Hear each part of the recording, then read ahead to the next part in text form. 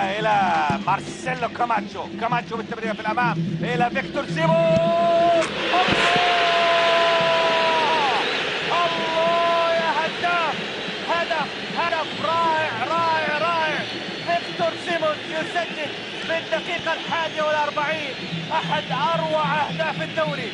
كرة من صناعة مارسيلو كاماتشو، المرة دي من صناعة مارسيلو كاماتشو، وكأنه يعوض الهدف الذي لم يحتسب في اللقاء، ويأتي الهداف فيكتور سيمون والمهاجم البرازيلي الخطير اللي يقضي الموسم الثاني له مع النادي الأهلي، يسجل من خارج منطقة الجزاء. شوفوا التمريرة الطويلة الأمامية الجميلة من مارسيلو كاماتشو، شوفوا الاستلام وسط مدافعين اثنين والتسديد على الطاير جميلة جدا ورائع.